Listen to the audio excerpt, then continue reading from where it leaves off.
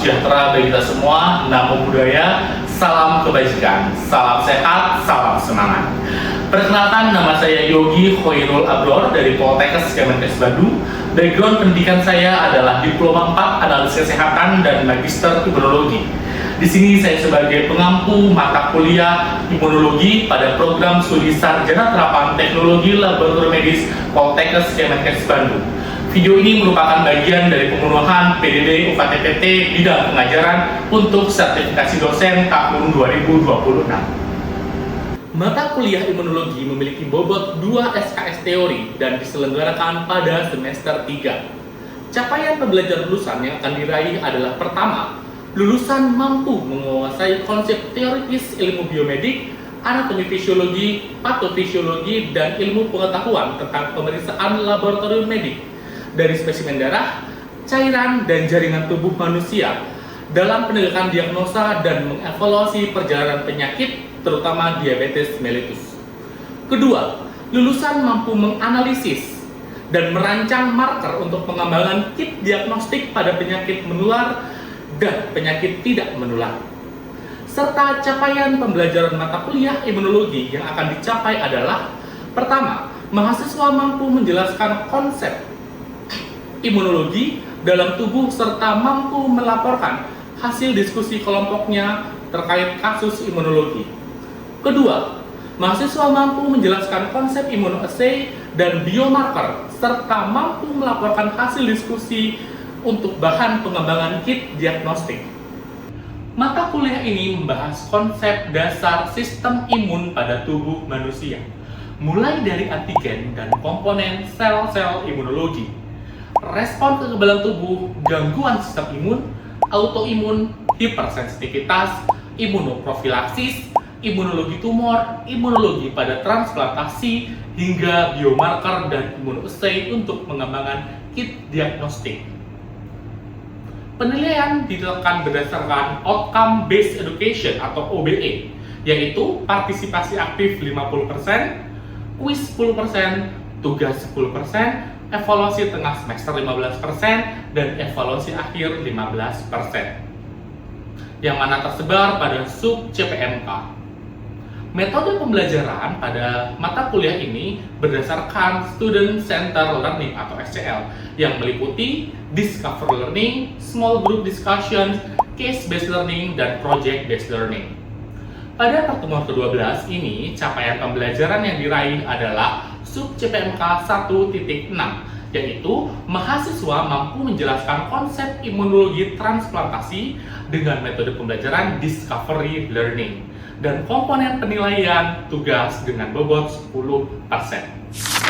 Assalamualaikum warahmatullahi wabarakatuh. Waalaikumsalam warahmatullahi wabarakatuh. Ya, selamat pagi dan salam sejahtera bagi kita semua, salam sehat.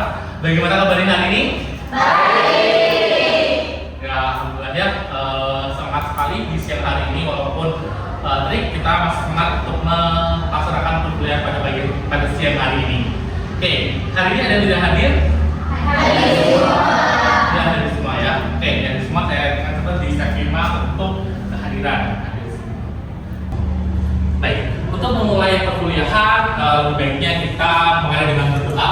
Oke, silakan pada Christian untuk mulai berdoa. Baik teman-teman, sebelum kita mulai pelajaran, berdoa untuk agama dan kepercayaan masing-masing di mana.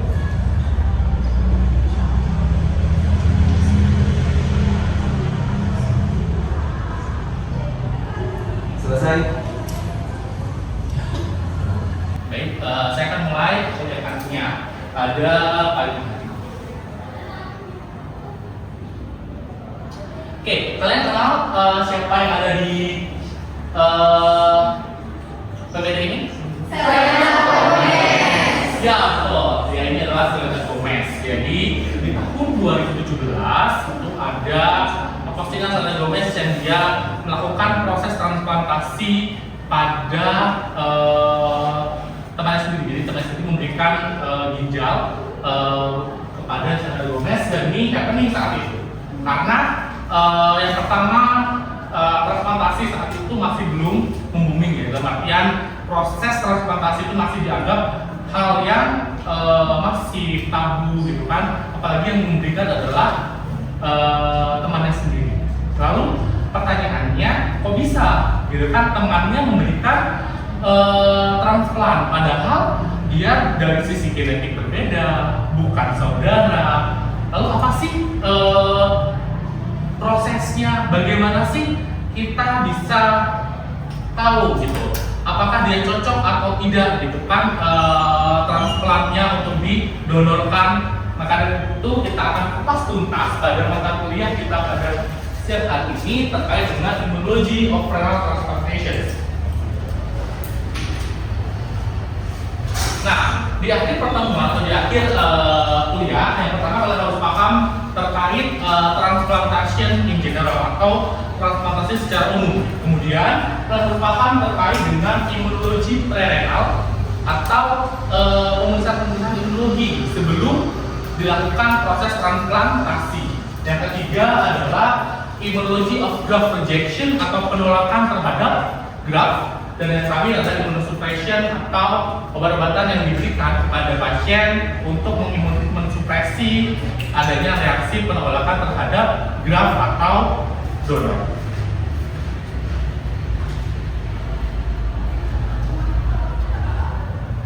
Yang pertama adalah what is transplantation? Ada yang tahu?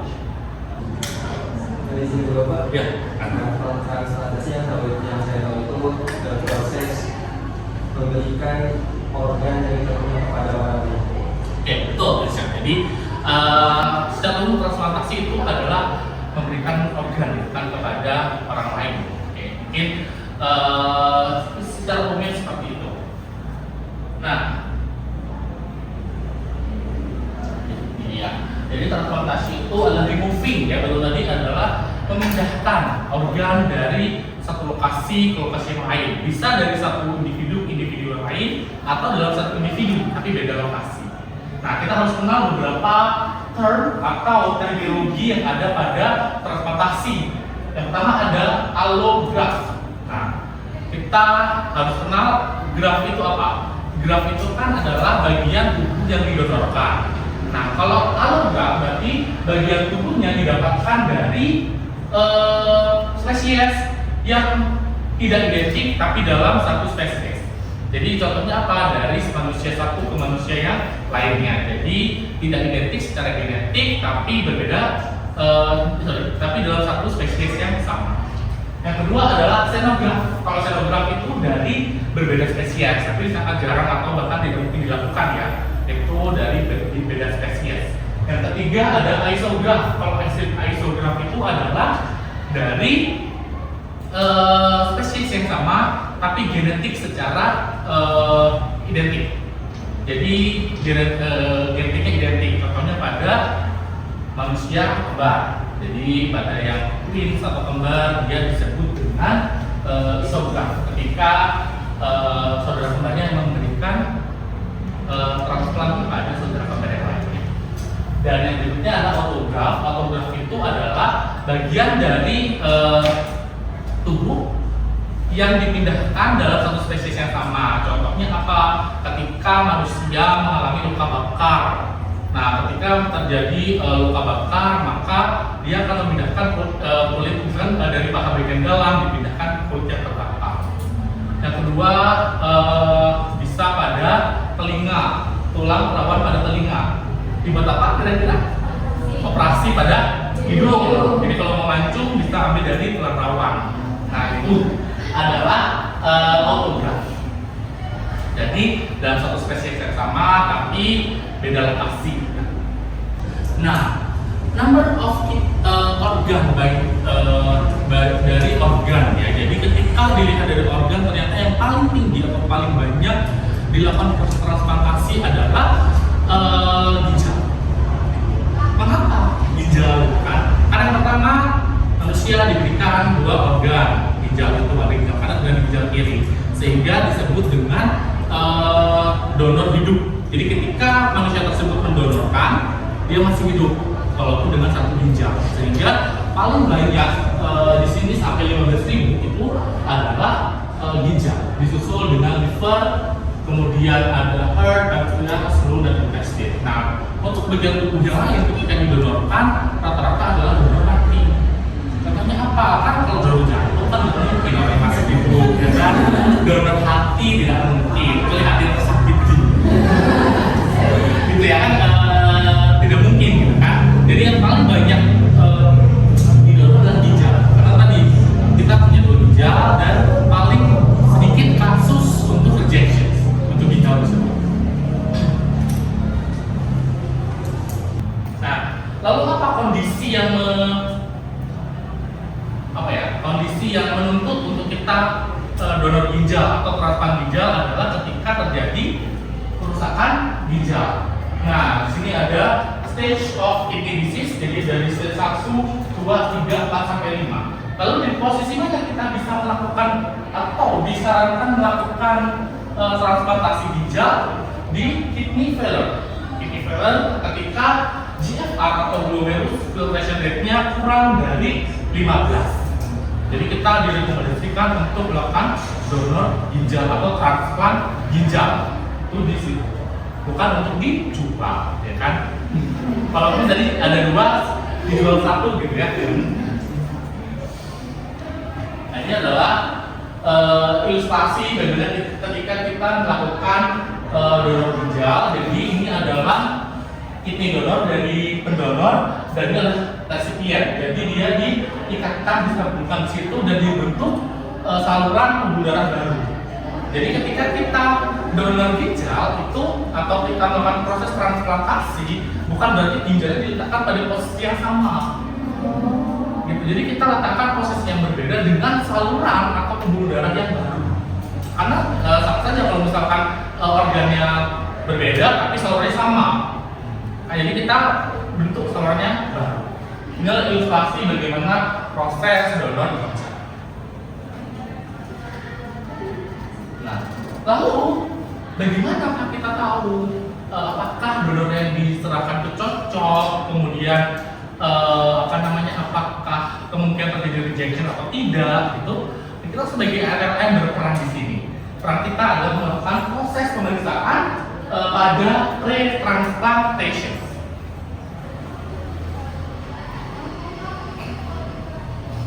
Nah, apa saja? Nah, yang pertama ada EDO blood group atau pemeriksaan golongan darah. Itu adalah bagian pertama. Kemudian yang kedua adalah pemeriksaan cross match. Yang ketiga adalah pemeriksaan HLA typing. Jadi 3 pemeriksaan itu adalah pemeriksaan utama yang dilakukan untuk menilai kecocokan terhadap donor. Nah, ya golongan darah ya kita harus cek dulu golongan darahnya cocok atau tidak, sama atau tidak. Itu hal pertama yang dilakukan. Apakah golongan darahnya sama, apakah resusnya sama, itu harus dipastikan. Dan adalah golongan darah. Mengapa harus dipastikan? Karena diperlukan eritrosit itu ada antigen. Jadi di tempat itu ada antigen. Nah, ketika eritrositnya sudah berbeda, maka dia akan dimunculkan oleh antibodi yang ada di penerimanya atau resipiennya. Jadi menganggap bahwa donor itu adalah sebagai ancaman atau zat asing.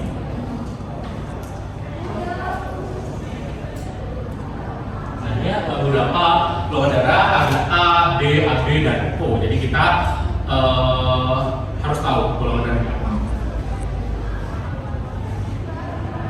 Yang kedua adalah pemeriksaan cross match. Apa itu pemeriksaan cross match? Jadi pemeriksaan cross match itu adalah menilai dari serum resipien dan plasma donor itu harus cocok. Jadi walaupun ternyata golongan darahnya sama, resusnya sama, tapi kemungkinan penolakan itu juga bisa terjadi ketika cross match-nya tidak cocok. Sama seperti kalau kalian melakukan transfusi darah. Nah, transfusi darah juga sama. Kita tidak hanya sama golongan darah saja, tapi sampai tahap cross match juga harus cocok atau harus sama. Nah, makanya sama juga dengan proses transformasi ginjal. Nah, yang ketiga adalah HLA typing. Apa itu HLA typing? HLA typing itu adalah kita melakukan proses typing dari genetik atau gennya. Di situ ada low resolution, high resolution sampai full sequence typing. Jadi HLA, B, K4, 02, 01, 02, S itu adalah typing dari genetik kita. Nah, ini harus cocok dengan yang pendonor. Donor maupun resipien harus cocok. Nah, ada gen, allele group, protein, DNA substitution, variation of site itu harus cocok. Nah, ketika yang cocok semua sampai allele group, maka disebut dengan low resolution typing. Ketika yang cocok hanya sampai protein itu disebut dengan high resolution typing. Ketika yang cocok sampai semua yang cocok itu full sequence typing. Lalu yang mana yang diambil? Yang diambil adalah yang high resolution typing. Jadi ketika hasil typingnya atau kecocokan genetiknya high, maka dia direkomendasikan untuk dilakukan proses transplantasi. Nah, selanjutnya bagaimana ketika sudah ditransplantasikan, apakah ada mungkinkan terjadi rejection? Mungkin, bisa saja terjadi proses rejection atau immunology of kidney graft rejection. Nah, tipe-tipe rejection itu ada hiperakut, akut, dan kronik. Kalau hiperakut dia berlangsung segera. Jadi ketika dilakukan proses transplantasi, masih dalam proses operasi dia sudah menimbulkan penolakan. Apa jadi penolakan? Terjadi perdarahan, kemudian dia terjadi sumbatan-sumbatan, terjadi emboli. Itu adalah contoh dari terjadinya penolakan. Yang kedua adalah akut, dia berlangsung beberapa hari sampai beberapa minggu. Dan yang terakhir adalah kronik. Kalau kronik itu dia berlangsung bertahun-tahun baru muncul. Kenapa bisa demikian? Kalau kronik itu misalkan pertama dilakukan proses transplantasi, terus kemudian ternyata betul nih cocok. Nah, setelah kemudian ternyata dia terkena penyakit degeneratif, kena DM, bertambah usia, kemudian dia terjadi penurunan kompromis, sehingga menyebabkan yang awalnya imunitasnya bagus menjadi tidak bagus, sehingga yang awalnya dia diterima graftnya menjadi ditolak. Itu disebut dengan kronis. Inilah ilustrasi dari hiperakut graft rejection. Jadi ketika ginjalnya dipasang ya ke tubuh pendonor, kemudian ke dalam tubuh resipien, dia akan diserang oleh platelet, diserang oleh limfosit, dianggap sebagai zat asing, sehingga dia langsung menyerang hiperakut. Nah, hiperakut itu biasanya terjadi ketika proses screening yang tadi, pemeriksaan yang lab tadi itu tidak benar. Itu maka terjadi hiperakut. Dan jarang ketika diputuskan oleh lab dia cocok, kemudian hiperakut jarang. Dan begitu juga dengan yang akut. Tapi yang paling sering itu yang tadi kronis. Nah, lalu bagaimana upayanya ketika sudah dilakukan proses donor dan sudah diterima, pasien kita kasih obat imunosupresi untuk menenangkan imun tubuh kita dan supaya tidak menyerang ginjal atau menyerang organ yang ditransplantasikan. Jadi itu salah satu upaya ya untuk menekan sistem imun tubuh kita. Nah ya, obat-obatan dari immunosuppression itu bervariasi ya, ada macam-macam tipe obatnya. Ini ada contohnya immunologic low risk, high risk, dan intermediate. Jadi tergantung ya, kalau misalkan ternyata potensi untuk penolakannya tinggi, maka kita menggunakan yang high risk. Kalau yang rendah kita menggunakan yang low risk. Kalau yang medium itu kita menggunakan intermediate risk. Tapi ini adalah karena untuk dokter ya. Jadi dokter yang akan merekomendasikan pengeluaran antitelen dan terkait dengan pemeriksaannya. Jadi kita periksa secara laboratorium.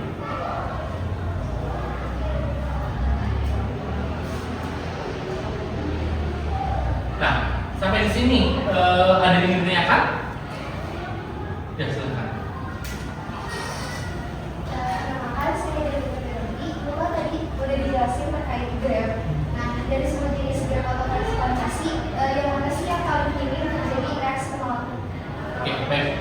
kasih. Namanya siapa? Delia. Oke. Itu apa yang paling minim ya terjadi reaksi penolakan? Tadi berarti yang paling minim adalah kristograf ya. Karena dia di tubuh kita sendiri kan. Jadi ketika kita dari transplantasi kulit tubuh kita sendiri atau dari tulang hewan, itu yang paling minim terjadi proses reaksi. Yang kedua adalah ketika tadi yang proses dari manusia kembar. Jadi kalau misalkan dia punya saudara kembar, kemudian dia melakukan donor maupun resipien transplantasi, dia mungkin bisa terjadi sangat minim penolakannya. Kemudian yang ketiga, itu posisi ketiga itu yang tadi yang dia dari orang lain tapi dalam satu spesies yang sama. Tiga itu sih yang paling memungkinkan untuk dilakukan dan dari yang paling minim sampai ada resiko. Oke, terima kasih. Silakan.